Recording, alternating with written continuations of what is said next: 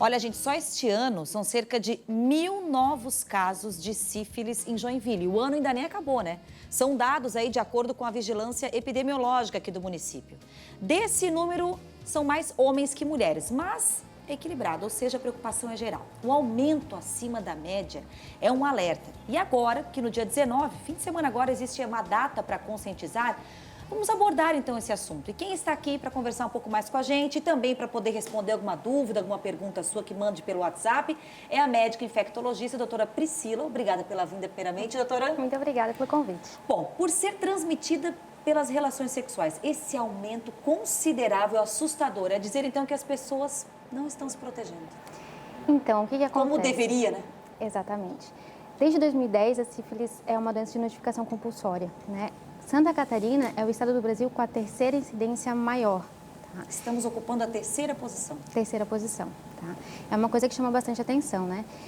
Uma coisa que eu vejo bastante, que eu noto, é que as pessoas até falam assim pra mim, não, eu uso preservativo nas minhas relações sexuais e tudo mais, mas quando você pergunta, mas e no sexo oral, você usa camisinha, usa preservativo?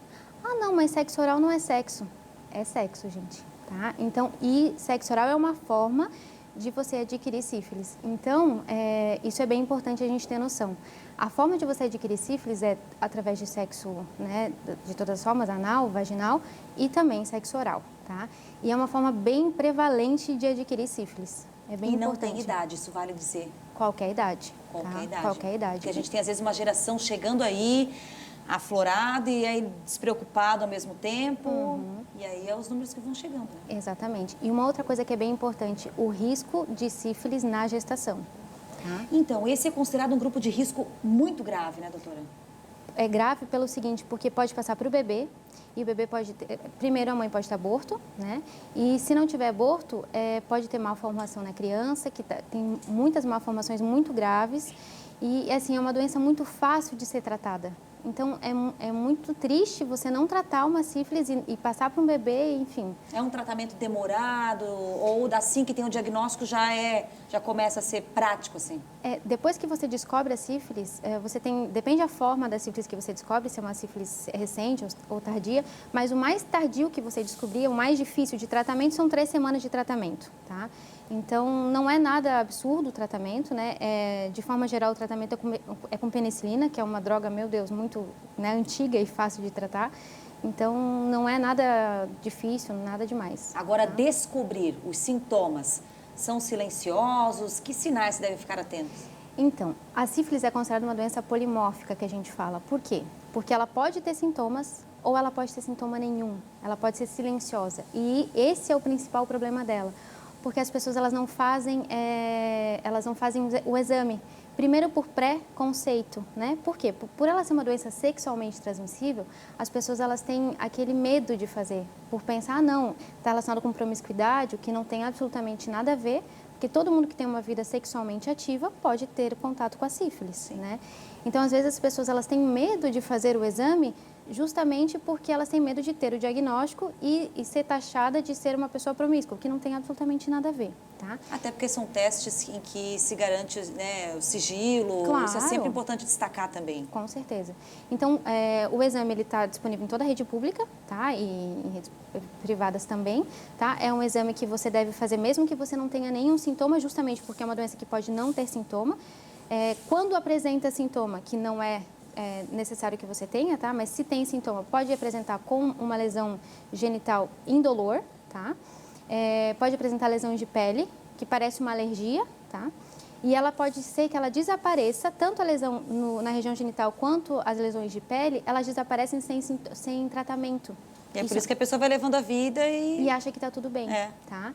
E às vezes, lá na frente, às vezes quando você se torna um idoso, por exemplo, você vai descobrir, opa, dá um exame positivo para sífilis, a pessoa nunca tratou e daí você vai fazer o tratamento, só que já é uma fase mais tardia, tá? E às vezes você vai apresentar uma demência, por exemplo. O fato de ser uma bactéria, né? É uma bactéria. Isso também é preocupante? Pode se tornar algo mais grave, como a doutora falou agora, pode se tornar uma demência para o futuro? Pode. Pode se tornar uma demência. E isso também é uma coisa importante. Por ser uma bactéria, você pode se contaminar diversas vezes. Então, você pode pegar sífilis agora, tratei. Depois você pode pegar de novo, e de novo, e de novo. Você pode se reinfectar várias vezes. Então, por isso é importante usar sempre preservativo. Tá? Pois é. Para a gente poder ter esse grande recado, então, a doutora falou agora, né? Usar o preservativo, saber dizer sim, vou usar o preservativo. Exatamente. Né? E exames de rotina, uma vez por ano, o que a doutora indica? Eu indico sempre para todo mundo exame de rotina uma vez por ano, mesmo tendo uma relação estável, né? E assim, às vezes você tem uma relação estável agora, você casou agora, você teve uma vida antes, né? Faça os exames, sempre isso é muito importante. O dia agora, dia 19, é um dia de conscientização. Diante desses números tão preocupantes, a palavra consciência se torna ainda mais forte, né, doutora? Com certeza. Faça o exame, é muito importante. Não só de sífilis, como HIV, hepatites, isso é muito importante. Tá certo. Doutora Priscila, muito obrigada pela vinda aqui, pelos esclarecimentos. A gente aproveita, né, realmente datas como essa, né, que é o dia de combate, de conscientização ao sífilis, para trazer o tema. E, às vezes, por ser um assunto que envolve a sexualidade, criam-se muitos tabus e preconceitos. E aí a ideia da gente poder abrir essa conversa aqui é justamente para mostrar que não. O assunto tem que ser dito, tem que ser falado e combatido. Com certeza.